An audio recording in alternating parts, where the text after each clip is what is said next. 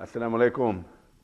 Dear beloved brothers and sisters, I bear witness that there is no God except Allah, and I bear witness that Muhammad is the servant of Allah.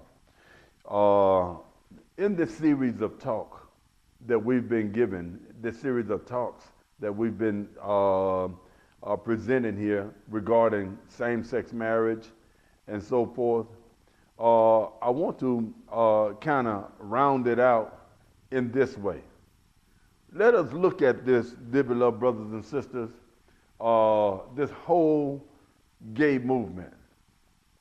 Let us look at it in this way. You know, this is not about homosexuality. This is not about being gay or straight. This is not about, you know, Wall Street and the crooked deals that they pull and ripping the people off for their money and these kinds of things. This is not about any of that. This, dear beloved brothers and sisters, is about Satan trying to make war on God. That's what this is about. But now, don't get me wrong. Now, we know that Satan can't make war on God. We already know that, you know. But that's what it's about, though. How does he make war on God? By making war on the human being. By pulling the human being away from his faith. By pulling the human being away from his uprightness. By pulling the human being away from his integrity. This is how Satan makes war on God. By denying the human being the right to the tree of life, because when you take away the intelligence, when you take away the common sense, when you take away the moral makeup of the human being, then society is laid open. Society is laid bare. Society can be, anybody can walk into that particular society and do with it as they wish. So this is bigger than the gay movement. This is bigger than the homosexual movement. This is bigger than that. This is bigger than that. And we have to start realizing what we're doing here. We have to start realizing what's going on in our communities. You see. Now, many of us, you know, we're saddened by the fact that President Barack Obama has come out, you know, in favor of same-sex marriage. But let us realize, dear beloved brothers and sisters, you know, that's, you know, having a black president in any political office, and as far as the African American community is concerned, that is not our major concern. That is not our major goal. How do I know that? Look at the dignity of our ancestors. Look at how dignified our ancestors were. Look at how particular our mothers and our fathers, our grandfathers, our grandmothers, look at how particular they were about the friends that we kept. Look at how they raised us as decent human beings. Dignity, that's the goal. Being human, that's the goal. Integrity, decency, that is the goal, not a black president in the White House. That's not the goal. That will come, God will bring that if he so will, inshallah. But that is not what we're struggling for.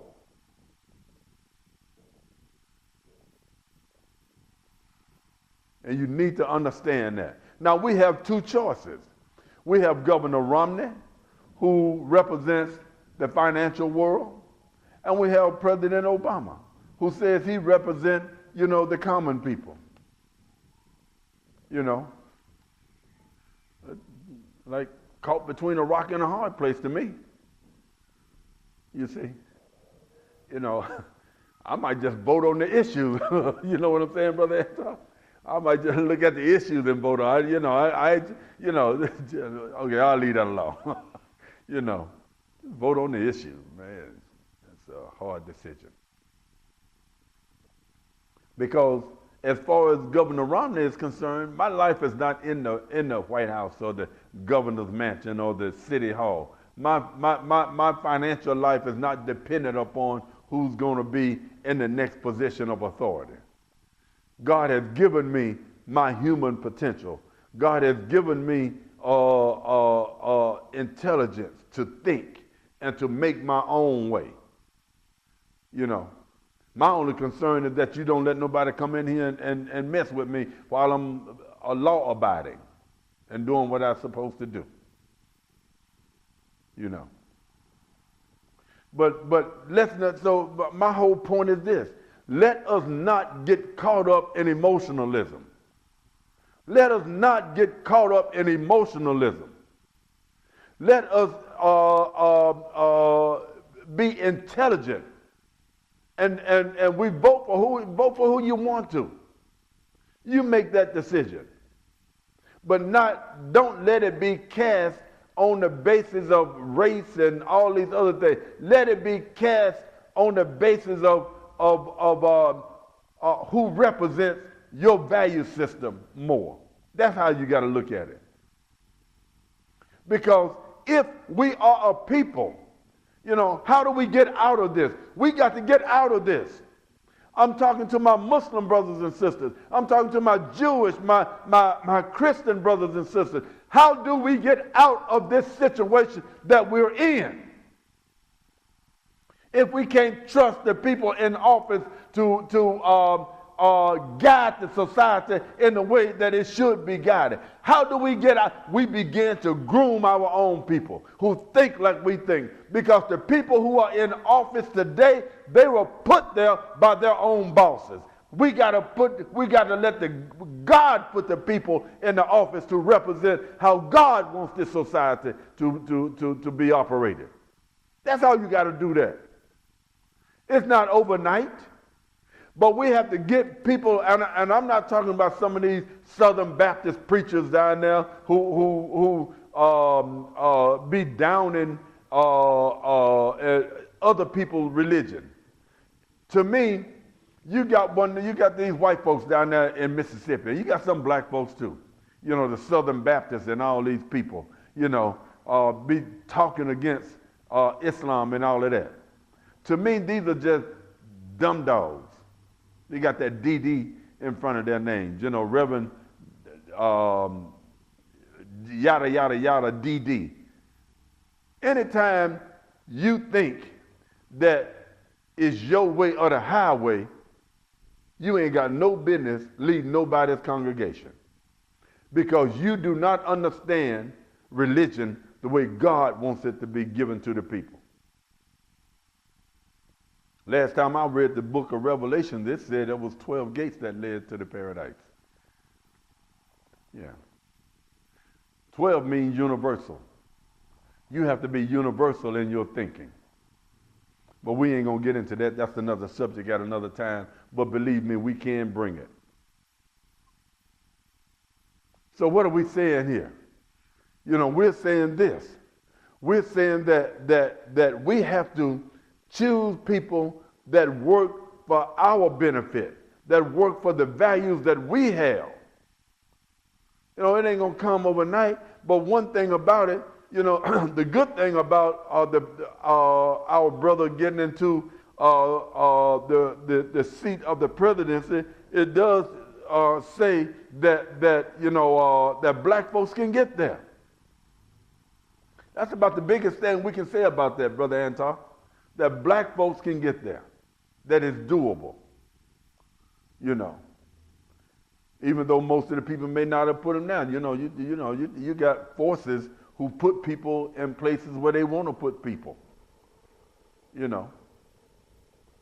You got people with big money; they put you. They decide who becomes the governor or the president, regardless. You know, and a lot of times, you know, our voting is a mere formality. You know what I'm saying?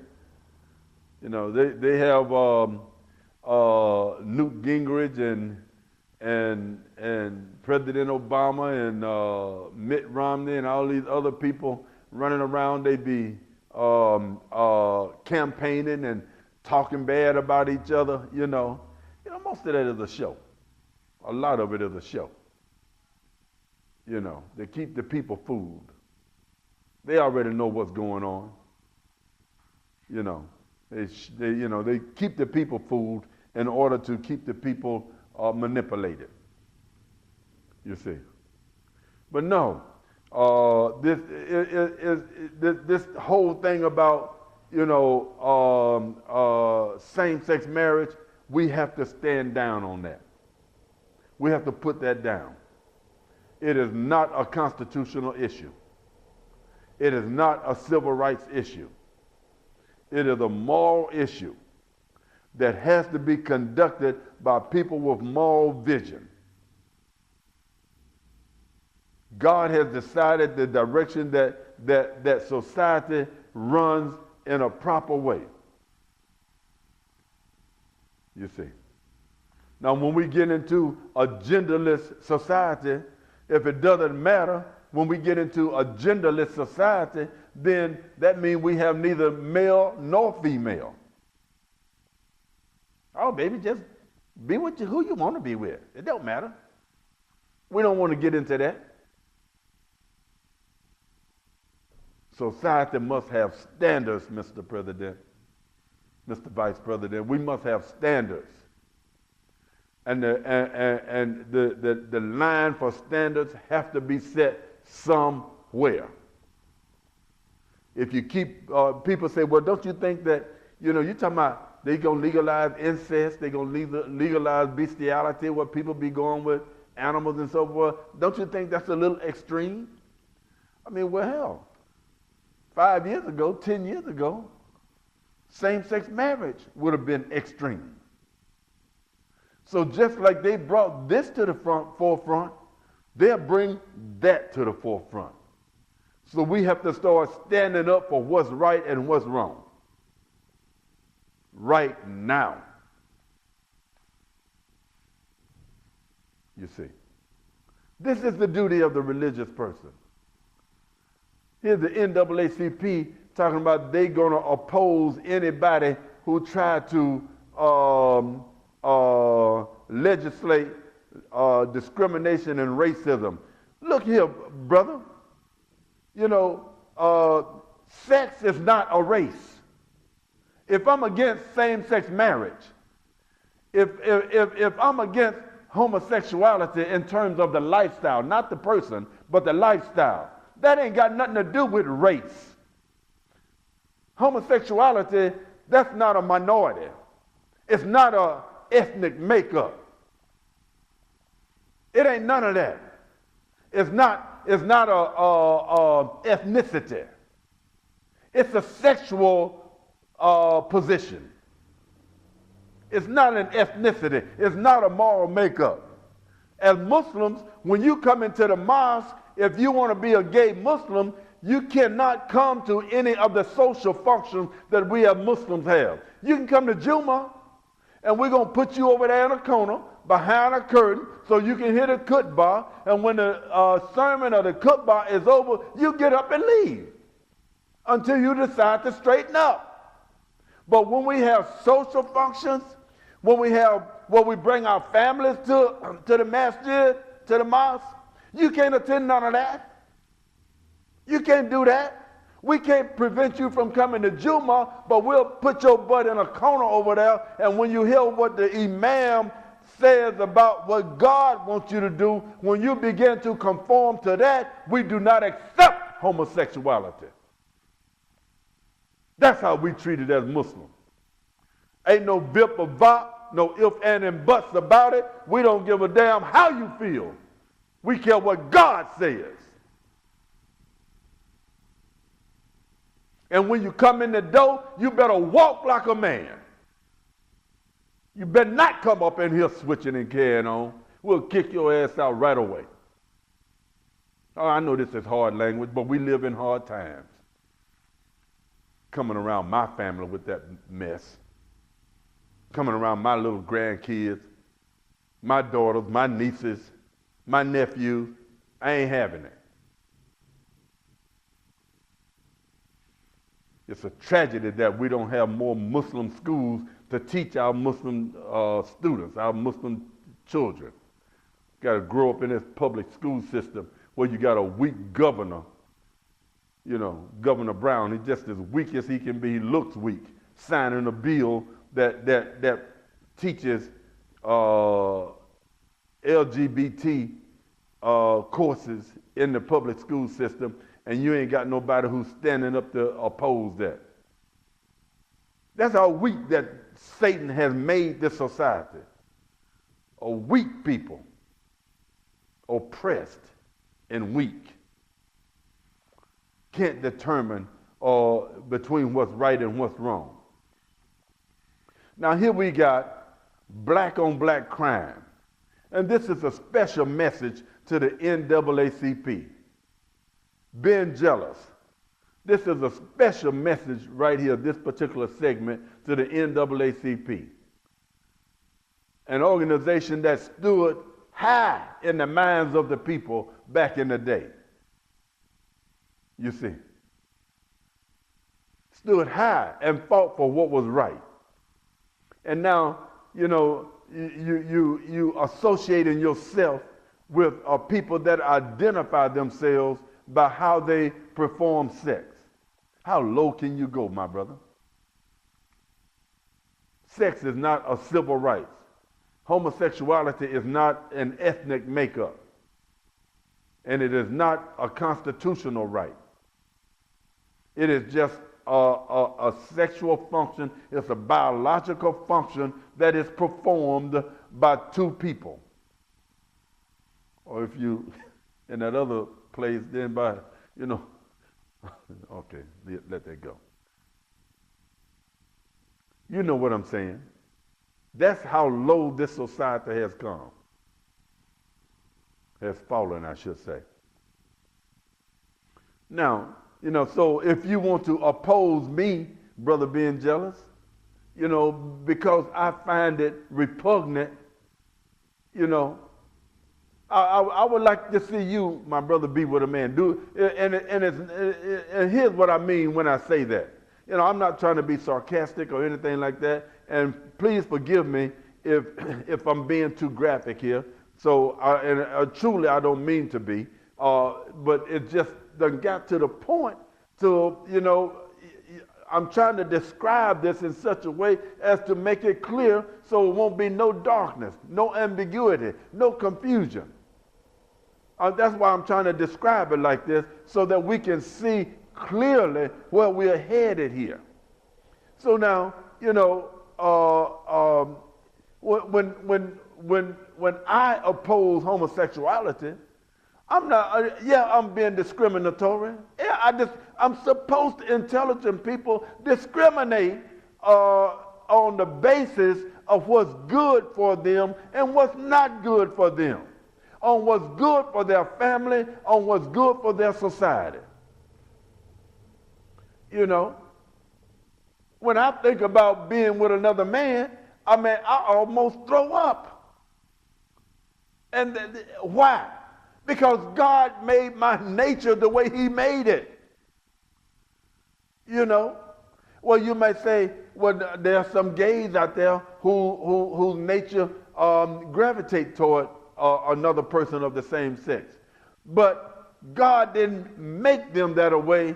Satan made them that way by overwhelming the society and appealing to the sexual appetites of the society, by destroying the moral makeup in the society. Now, I'll grant you that there may be a few people who because they were born in a family that had no male role models, may have overbearing female people, women in their family, and you know how some you get these really strong female personalities, and you don't have a male personality around, and they develop these feminine tendencies. And I grant you, but that's not the norm. That's not the norm. You know. You know, if you was born with 6 legs, you wouldn't go join the ant colony as an insect. You know. And they are coming full force with this. They're pushing this thing full force. This is what Satan is doing. He's pushing this movement full force. He's coming at it full force. And I emphasize that to say that we need to be about the business of protecting ourselves and our families through educating ourselves, through teaching ourselves, through teaching your children how the correct way to live. We need to develop our own school system, pull our children out of this public school system, and teach our children the right and intelligent way to grow. So no, you know, I challenge anybody anywhere on this issue. We know what God has given us, and we will not back up off that. And I do believe that we've explained it clearly to people as in terms of the progressive advancement and direction that God wants the society to go. You see. They come at us with these TV shows, these TV programs, and you know, I was looking at, there was a program that come on, Brother Mark D. It's called Harry's Law. You know, and Harry's Law is about this woman who, she's an attorney, and she has several other attorneys with her working in her firm, and they were looking at, and I was looking at one of the programs, and they was representing this this guy who's gay, and he wanted to give blood to his brother, make a blood transfusion to his brother who needed a transfusion.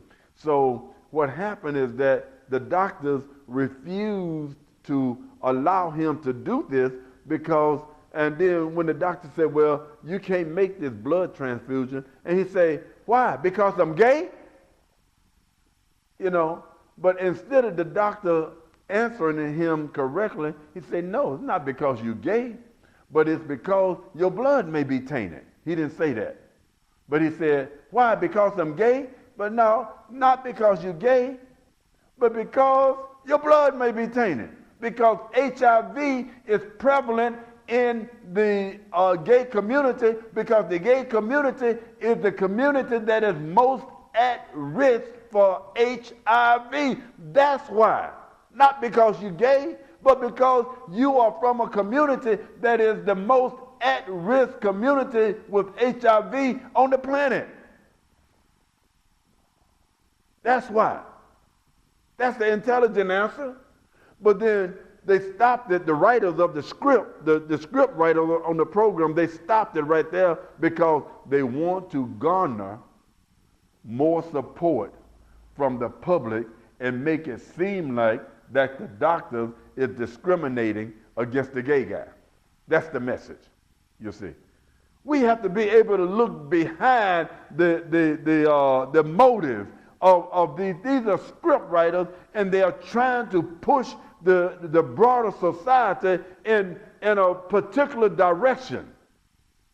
We have to be able to look at this and discern the truth from falsehood, dear beloved brothers and sisters, and stop having our emotions manipulated the way they do.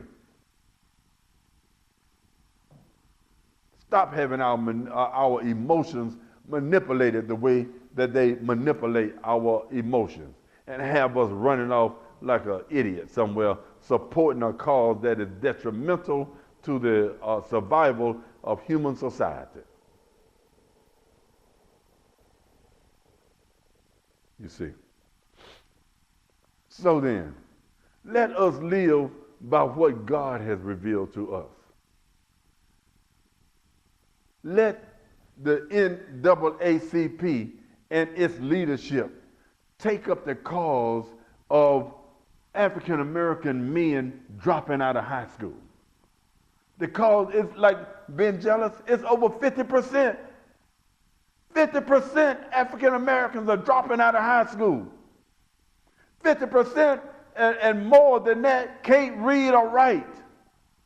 We out here pimping our young sisters, 12 and 13, 14 years old. You got these brothers out here, got these young girls on the street selling their bodies.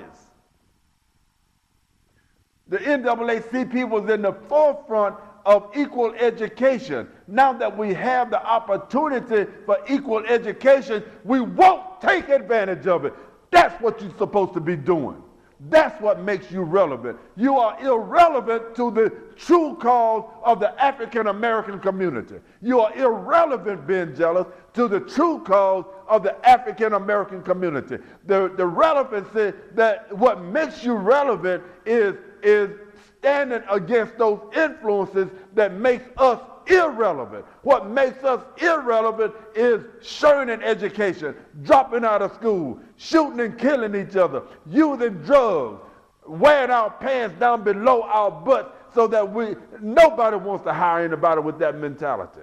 Not being able to read or write, that's what makes us irrelevant. And these are the issues that you are supposed to be addressing. That's the next issue. After we fight for equal education, after we fight for equal employment, for housing, to be recognized as human beings, after we fight for these things, which is what the NAACP did, fought for these things.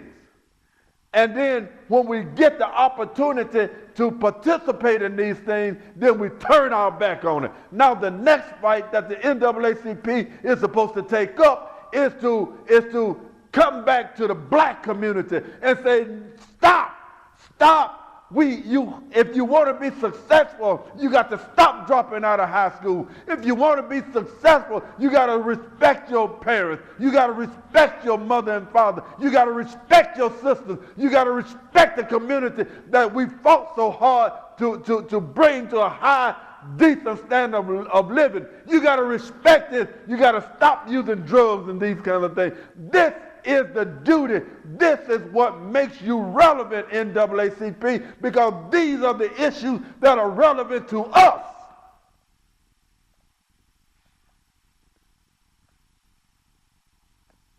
That makes all the sense in the world. These are the issues that are relative to us. We don't care nothing about no homosexual stuff. These are the issues, my dear beloved brothers, that are relevant to us. This is what our ancestors fought for. This is what Dr. Martin Luther King's life was all about. Decency, uprightness, education, these things that we see our young brothers and sisters turning their backs on after we done fought so hard to achieve, giving our life and blood and sacrifice. And now our young generation is turning their backs on it, and you ain't saying nothing about it. Man, you must be out your mind. You're going to take up a gay cause, somebody who identifies themselves by the way that they have sex. You are irrelevant, and you should be ashamed. Dear beloved brothers and sisters, our website is www.the-new-revolution.org. The New Revolution. The-new-revolution.org. Go to our website. Follow us on Twitter at Shabazz Report. Capital S, capital R, at Shabazz Report on Twitter. Follow us on Facebook. May Allah bless us with the light of understanding. Assalamu alaikum.